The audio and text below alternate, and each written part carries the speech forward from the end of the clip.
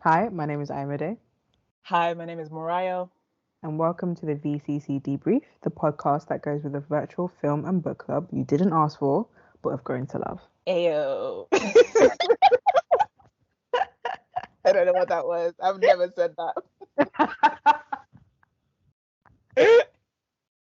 But how are you today? Good. I've been a bit like frazzled today. I don't know why. I've just been all over the place. Overall, it was a good day. I think I was just like finding it hard to kind of like ground myself at one point, and I think I was like going between Instagram and TikTok, and I was like, this is not helping. How are you? Amazing. I'm all right, I've had quite a stressful week, Mm. but I'm here. I've made it. Can't believe it's only Tuesday at the point of us recording this. Yeah. So overall, I'm all right. Definitely think me finishing a sort of like mindfulness, basically as a Skillshare class by one of my favorite illustrators, Mimi Chow, who has sort of like an illustration creative agency company called Mimo Chai. And it was just this, I don't even know how long it was, but it was just this beautiful session on mindfulness and sort of like the role that it plays.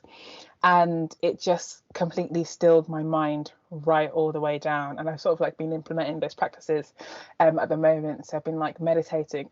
I mean, only 3 days have passed, but I'm already seeing the results. So that has been really helpful, and I've sort of picked up yoga again, Mhm. which has been great. So yeah, all in all, I'm all right. I'm, hydrated now that we've caught up and the people sort of like know what we're going through at this point in time. Let's hop in to talking about things that we both love talking about. What have you been watching recently? Oh, um, I recently watched both Death on the Nile and Murder on the Orient Express, and I really enjoyed it. So both of them were on Disney Plus. I saw Death on the Nile, then I saw Murder on the Orient. I was like, what? They have both of them, and both of them have Kenneth Branagh in it. I was like, oh, they're literally of the same because obviously they're based on the Poirot Agatha Christie book, and I watched them in reverse order because Murder on the Orient Express came out in 2017, and then Death and Now came out this year, and there's a character in both of them, who, yeah, basically, I should have watched it in the order they came out, but Mm. they were both really good, and I was just there like, oh, okay. And now I want to watch another murder mystery. I'm also watching 2521, which is the K drama with Nam Joo Hyuk and Kim Tae-ri, and is I adore the show. It's so good. It's so good. I cry maybe every third episode. Something happens, whether it's like the mother-daughter relationship. So first of all, also actually the friendship, beautiful, amazing. Like just the friend group and everything, and like the dynamics and the way everything develops, and then obviously like the main characters and their love. Oh, just so beautiful. There's one line that he says. She's talking to him. I won't spoil it, but he just goes, I don't try to understand you. I simply accept you. And I was like, whoa, yeah, yeah. That's what we all need. That's what we all need. I'm 1.5 episodes away from finishing the entire series. I don't know what I'm gonna do with myself. Actually, I might. Uh, I'm thinking about rewatching the whole thing as soon as it finishes. When we found out that was coming out, Mm. remember we were both so gassed, and because like I've told you multiple times how like literally my top female like actress and my top, I was just like, wow, this is my dream come true, right? And it just exceeded my expectations the way it's done, and it's just, oh, it's so good. It's so good. But yeah, that's what I'm watching. So to piggyback on that, Mhm. I started 25 Okay. on Uh-huh. Sunday. And oh my gosh. So I think God knew when he said, Mariah, do this mindfulness class on Saturday, Mm. take things step by step. I watched episode one. Yeah. I was like, I am not binge watching this show. This show, I'm going to watch one episode every 2 days Mhm. because it's beautiful. I mean, I don't want to go on because you've said absolutely everything that I have thought of or have I experienced and think about as well with regards to this show. But oh yeah, What episode did you get up to? just beautiful. I'm on episode three. I'm on Okay. All episode right. three. Yeah, I'm with you on the crying. Mm. I think I've cried every episode. I think Yeah. the first one I was just like, huh? Second one, I was just like, oh my gosh. I Yeah. mean, at first it was like tears of joy, tears of like, just like I was Exactly. with them, and I was like, oh no. Visually, I'm happy. Hmm. Just the story and how layered, the pace, Yeah. to my Yeah. liking, love it. Love it. And and again, I don't want to spoil it, but one of the main characters, I just love her attitude Mhm. and like how she responds to things. Like if she doesn't like something, she'll say it. She won't do what might be expected of her in terms of like respect or whatever. It just felt so refreshing, like her view on life. And yes, she's meant to be like 18, but my gosh, I'm really hoping that the freedom that she exudes sort of Mhm. lasts Who are throughout. you talking about? Kido. Okay, all right. I thought so too. At one point, I thought you might be talking about Songwan, but I don't think you've reached enough in the drama to be talking about her. But yes.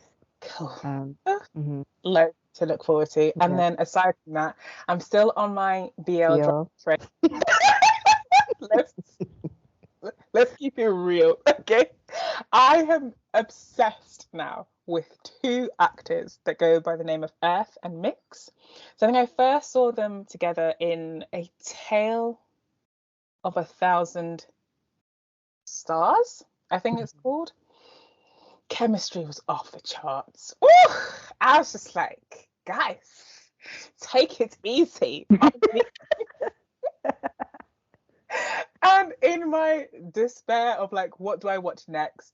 I came across like their reality TV show that's called like Earth Mix Space. Well, EMS Earth Mix Space, and it's just hilarious. The two of them just get on so well. I just just love watching it because I'm not huge on reality TV at all, but these two, I'm just like, yes, this is a nice sort of like gateway into the whole um genre of reality TV. So I'll see how far I get on with that. But then, sort of like off the back of that, then came across a new show. I say new, it hasn't aired already, but it's come out on YouTube. So you can access it freely. And it's called, I think it's Cupid's Last Wish. Hmm. And it's dropping weekly. Chat, gosh. Again, with my whole mindfulness thing, I'm just like, yes, give it to me. But at the same time, I was like, no, this, I want to binge watch this. But Hmm. it's so funny. It's hilarious. It's about, I mean, I'm not someone who likes the use of body swapping. So, like, Hmm. you know, when one soul goes into another character kind of thing. Yeah. But it works. I don't know if it's just because I love them and it's not their characters that sort of like body swap, which is great. Hmm. But exploration of like friendship, love, Hmm. expectations from your family, from yourself. Um, it's so beautifully done, and the landscapes, oh my, I just want to travel to Thailand at this point. I mean, South Korea, you still have my heart, obviously, but yeah, Thailand, wow, will see me one day. Hmm. So that is what I've been watching. And in terms of like listening, what have you been listening to? Mm. Music wise, podcast, just in general. Pick any Um. Hmm. that you feel like share, like you want to share with the people. I don't know. I feel like music wise, I recently re-listened to Snow Allegra's most recent album. What is it called? Temporary Highs on a, I can't remember what it's called, but it's another good album. I'm a regular listener of The Receipts. An episode's coming out tomorrow, so I'm excited for that. I recently started listening to like a Conversations in Korean for Beginners podcast by Talk to Me in Korean, whose content I love and makes Korean, like learning Korean, a lot easier. There's probably something else, but I just can't think of it. But yeah, that's what I've been listening to most recently, I would say. I guess for me, I've been to like songs wise, it's Hmm. definitely been like the OSTs for so like the original soundtrack Yeah. for the shows that I've been watching, and which has just reminded me of another show that I haven't mentioned, but that Lord, last week's episode was just wow. So Cutie Pie, the series. Again, you can find it on YouTube. Um, one of the actors actually quite a few of the actors are also musicians, so their songs sort of like feature on there, but there's a cover that the actor New, I think is their name, did, called Just Friendly, and I've been playing that on repeat like no man's business. It's just, it's so good. And there's another song, I think it's called Just Friends, from one of my favourite Thai dramas now called Bad Buddy.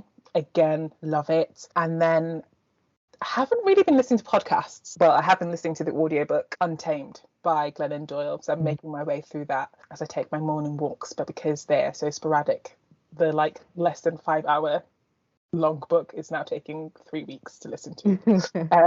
But that has been good. And her stories are so interesting, and how she sort of like goes about things. And her daughters, well, all her children, seem to be very, very inquisitive. I love the questions that they ask and sort of like ponder. So yeah, that's what I've been listening to. When you mentioned the fact that like a lot of the actors are also musicians, it made me think of a film that I watched recently, Turning Red. That was amazing. So it's I don't know if you guys have heard about Turning Red. It's been out for a while now, but it's based this little girl. She's basically kind of like going through puberty, and whenever she experiences any feeling that's like excitement, she turns into a big red panda, which is part of her Chinese heritage, and it's a Disney film. I thought about it because there's a fake boy band in it. Okay. That's made up of like the most diverse. I don't even know. Like, but yeah, that film is so good, and it really looks at mother-daughter relationships, generational like mother-daughter relationships.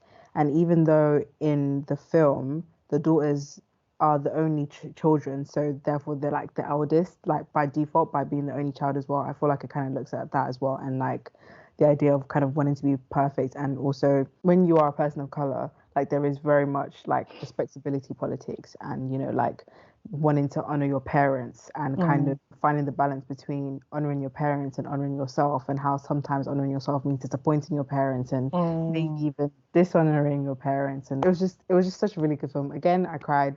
There's a theme here. I cry a lot, guys. But it was really beautiful. But we should move on to books. We move on to literature. I mean, you already mentioned Untamed. What else are you reading or listening to? Yeah. So apart from The Untamed, well, it's just called The Untamed, isn't it? Oh my God, The Untamed. Oh my gosh, that's another drama that I love. But we won't talk about that. No, that is not reading. The name of a Chinese drama that Mo loves. I am due a rewatch. So what have I been reading?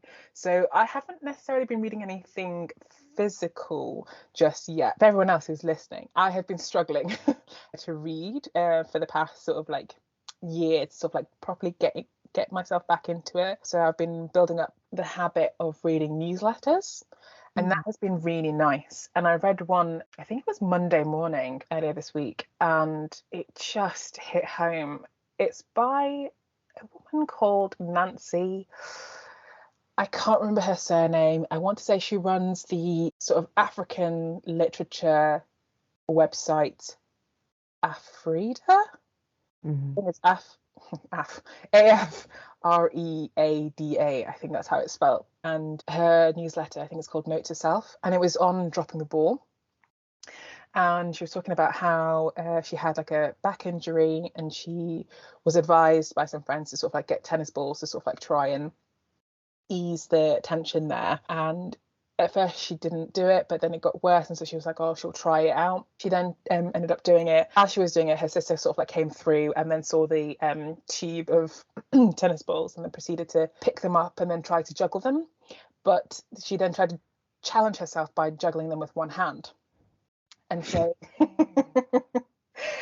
the two of them attempt this, and obviously the balls drop, but with time they learnt to sort of like keep it going for 15 cycles or whatever, and then they just got better and better and better, but the balls did drop. And so she was using that like a metaphor to be like, yes, you might be going through something, but in order to sort of master something, failure is key on your journey to success. So you just need to get reacquainted with it and pick your balls back up and sort of like keep on going.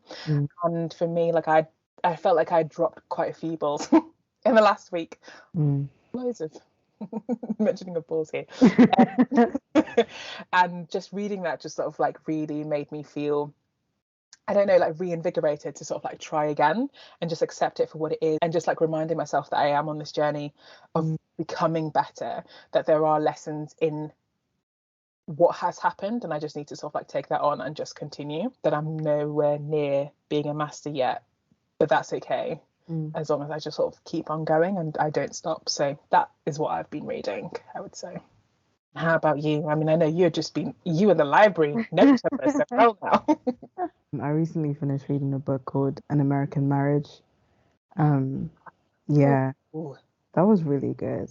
At first, because it's a slightly heavier book than all of the ones that I've been reading or let myself read, one of the main characters ends up going to jail and is accused for something that he didn't do, and he's a black man, and they're, a black couple, and it's just them kind of dealing with that.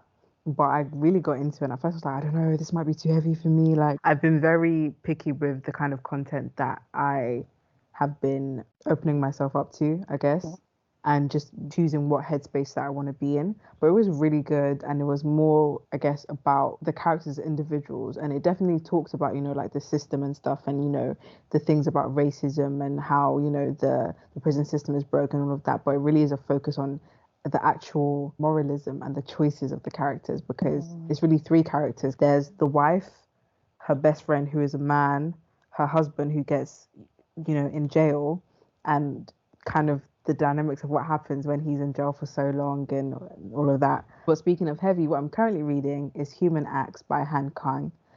And that is heavy. Oh gosh. Is it fiction, non-fiction? It's fiction based on non-fiction. Okay. So it's based on something that happened in the 1980s in South Korea, in the province of Gwangju. I hope I'm saying that right. Where there was kind of like a coup, and the reigning like president, who was pretty much a dictator, but yeah, there was a coup d'etat and he was killed. But then the person who became in charge was also very similar. And in this province of Gwangju, I think they're mostly like kind of like factory workers and stuff. There was loads of protests and stuff, but there was a lot of killings and murder. And even till today, or at least till when the book was published, which was in 2016, a lot of the numbers of how many people actually died are kind of kept hush hush. So like when the news reached other countries, the numbers were a lot higher than the numbers said in South Korea, because they didn't want you to know. So what I'm reading is a translation, and just the way some of the things are spoken about and the violence is just a lot. And I definitely think that if I was watching it, I wouldn't be watching it. Like, I would have stopped. But I've decided to like keep going because it is actually written really well. So what I've decided to do is read another book along with it, because usually what I do is like I spend like an hour before bed and I read it, but I don't really want that in my mind before bed. So I'm gonna read another book along with it, just to kind of balance it out. I must say, like, I can't wait to finish it so that I'm no longer in that world. But at the same time, because it's so heavy, I'm like going slower. But that's what I'm reading right now, and it's really good. So, is it a beefy book? no, it's like this thick. Okay. Yeah, so it's not. I say okay, but like it's still Yeah. Oh, okay, that sounds interesting. I think I'm definitely gonna put that on my list of books to eventually get to before I die. Moving on to the next segment of our podcast, a focus topic. So today we're going to be talking about all things productivity and what it means to us. Do you want to kick off? Because you picked this one. Yeah, sure. I was just thinking about productivity because I don't know if I do it well, or like there are days when I do and days when I don't. Actually, recently I wrote about productivity in a poem because daylight savings happened on the 27th of March, and I was very annoyed that I lost an hour of my life. I was like, I saw that poem. I did not consent to this. I remember I woke up at 9 and it was supposed to be 8. Yeah, so I woke up at what I thought was 8 and it was 9. I was like, this is not fair. That it's just gone. And then I thought about the fact that like just how much of a construct that time is, and then the ideals of productivity and how we are told that like we're really like meant to produce. Like when you're not doing anything, you're just like, oh, I need to be doing something, or like you have like a set goal for how long you expect something to take, and when it doesn't, you just kind of beat yourself up.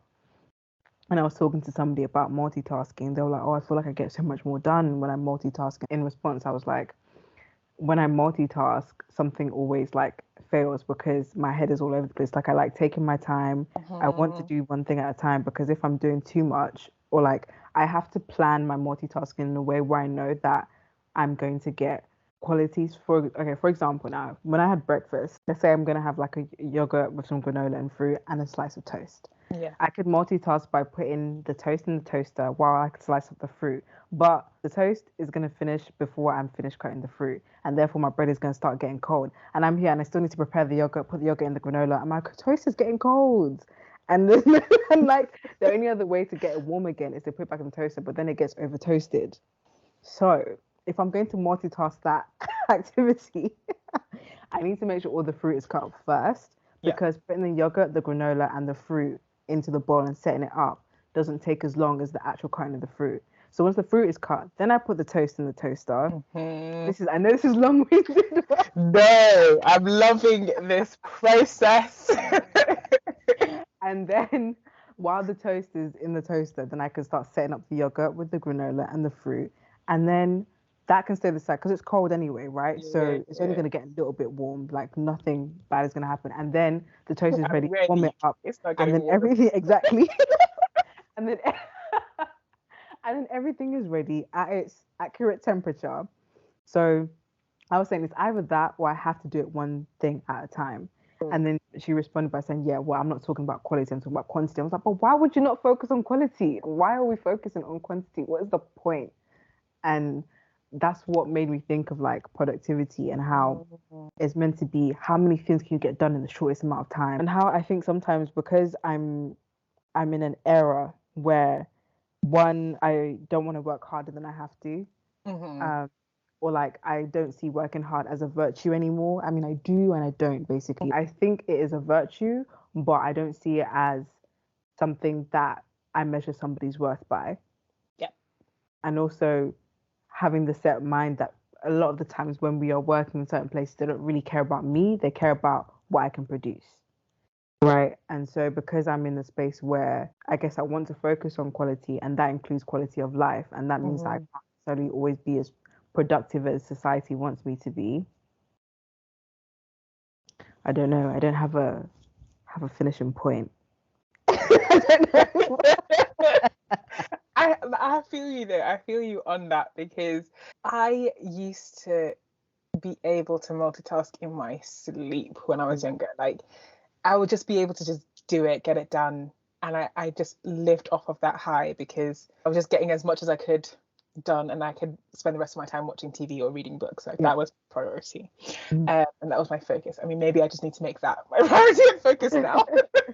But I have yeah noticed sort of like my shift in terms of like productivity. I'm always thinking about it in a work context, and I've sort of allowed work to sort of like take a focal point in my life, and that is sort of like how I measure. I don't want to say my worth because I am sort of like sidestepped away from that, but like what it is that I produce, Mhm. what does that say about me? Yeah.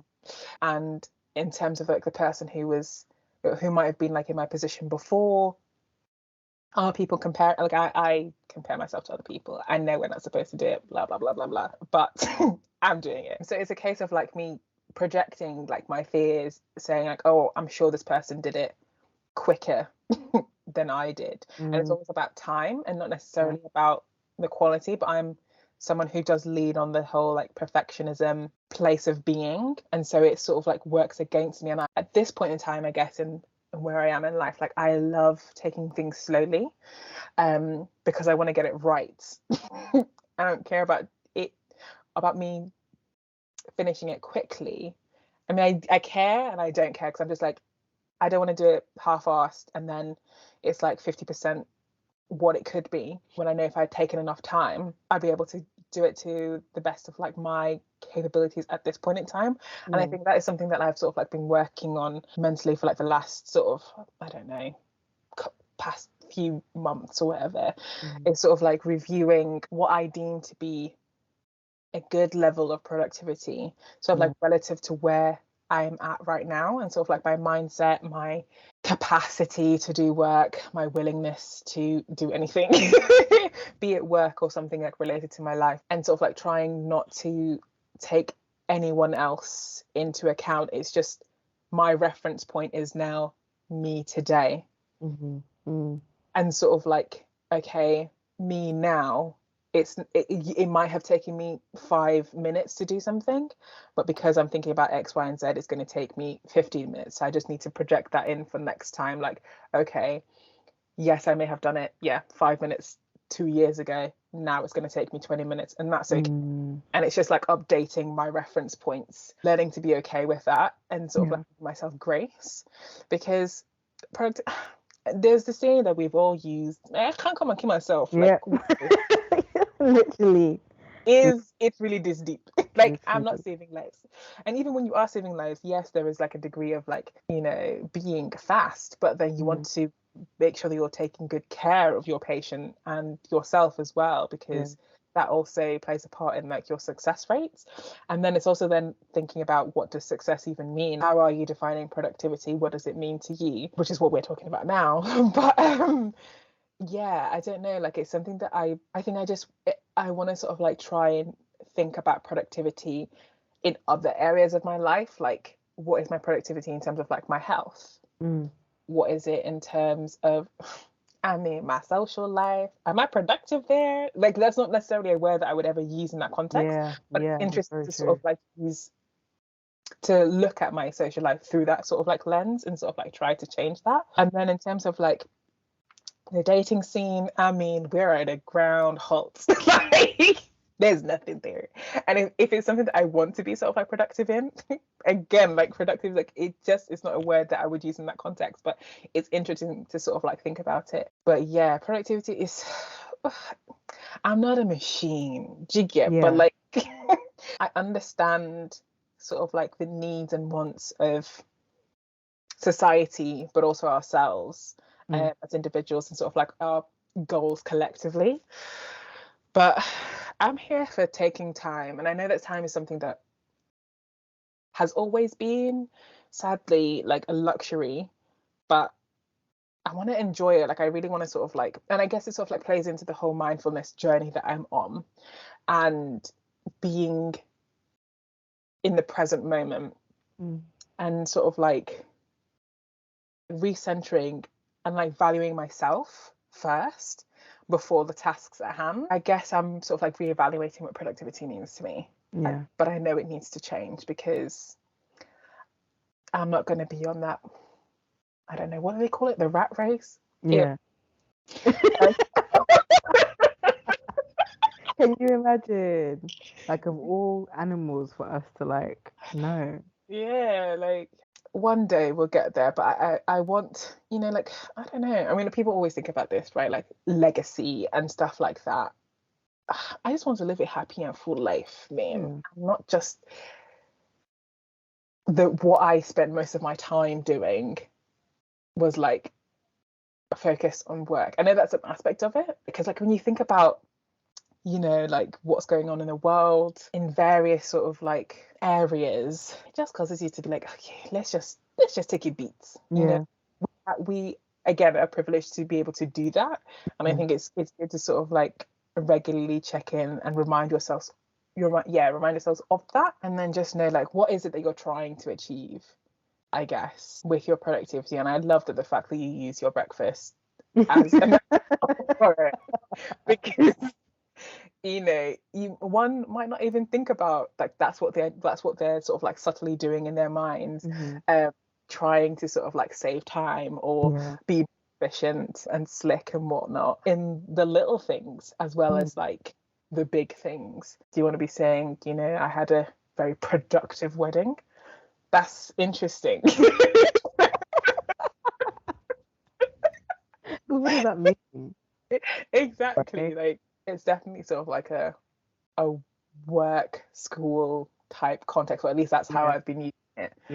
And it's, I think, how we've measured value for so long, for, you know, work and school, for these things that we were all starting to realize that either we're not, you know, cared about as much, or that we all realize that we don't want to live for. Like, we don't want to live to work, or really work to live. I saw a tweet and someone was saying that like they see like their job as just the thing that allows them to fund their hobbies and hanging out with their friends and stuff. It's like the job is a side chick and everything else is the person that you're married to or in the actual relationship with. Do you know what I mean? So I was working at this office last week and had to do like teas and coffees and stuff. I just seeing the rush to get teas and coffees to the rooms on time. I was just like, they're not gonna die if they don't get it within 5 minutes. And they literally don't. Like when you come in, they're all just there like chilling, like, oh, okay. But like the person in charge, like the supervisor, like quickly, like they want it now. They're there. When I came in, they were just chilling. I'm like, oh, hello, thank you so much. Like they weren't running. Like why are you running? Why are you running? I don't understand. Like what is this? Just relax. And I want to know first of all who came up with productivity, and do you reckon that that was a word that came about once we like entered the Industrial Revolution? Because that's when like productivity was like important and stuff. Again, I think it was a TikTok that I saw when they were talking about how that will really that so everything is a manifestation of our imagination, right? And even like society is a collective. So like somebody imagined this thing, the reality that we're living in, that people are going to work this amount of hours. This is going to be the normal amount of hours. Like this is just something. These are just ideas and or ideologies that we came up with, and then they've become our reality. And it's like thing with the daylight savings. Somebody somewhere decided that they were going to switch the time in order for us to have more time in the day or whatever, for us to be more productive, right? Yeah. So now the rest of us, we didn't consent, but somebody else's imagination is now ruling my reality. It's a case of like finding ways to make our reality as much created by our own imaginations rather than this person, this what's the word? I can't remember the words. But this metaphorical person in the not in the sky, but whoever these people who came up with the norms that we have now and who put them in place and stuff. And so finding our way out of the rat race. And the thing is that like sometimes you have to play the game of the rat race in order to get out of it. And then you need like the collective to be together and be like, okay, let's do it together. I don't know, some things that you can't really do alone. A lot of things actually, to be fair, but I feel like I keep starting points and not knowing how to finish them, but that's okay. I'm giving you guys food for thought. I'll start the point, you think about it, you finish it at home. Exactly. But I think like the pandemic did sort of like inject a nice is that the right word to use? It injected a moment of pause, I guess, globally, and forced people to sort of like rethink what working and sort of like education looks like now, and then sort of like reframed things where we've got like hybrid working. And I know that people are looking into the whole 4-day week. I've not heard back about that study. I'm like, guys, the answer better be it's worth investing in. Pay everybody what they would have been paid if they were working 5 days a week. There's none of this whole like, oh, we're gonna scale back. No. The funny thing is, speaking about productivity, I remember like when I cut my hours in one of my previous jobs to 4 days, I was more productive than I was when I was working 5 days a week. I was just spreading out the time, but I guess it just gave me a bit of focus. But again, there was a danger in being forced to be so focused. But yeah, I don't know. I'm hopeful that people will spearhead this, campaign in terms of like trying to review how we live and like what productivity means now to us. And we no longer have to, I guess, be forced to comply with only one way of looking at things, which is working nines. I mean, like, let's just work 4 hours a day. Like, everybody list. There's no like, oh, next day delivery, delivery same day. Let's go back to the 4 days. Just take your time. Be there with your plants in your garden if you have it. If you don't, it's okay. We can be looking at our mugs of tea together. I think what it is that we just need more time to be. So we've got productivity. We need just being activity. I don't fucking like know what's going on, but yeah. And I think that might have been even what helps you be more productive because you had time to just be. Yeah, definitely. Yeah. I think that's a beautiful moment to end on. This has been great. I love, as always, chatting to you. Yeah. Folks out there who are listening, thank you so much for hanging out with us. As always, we'd love to know what arts and culture content you've been consuming lately. So connect with us on Instagram, where we are at vague.club. And if Twitter's more your thing, then you can find us at Vague Digital. But yeah, this has been the VCC Debrief.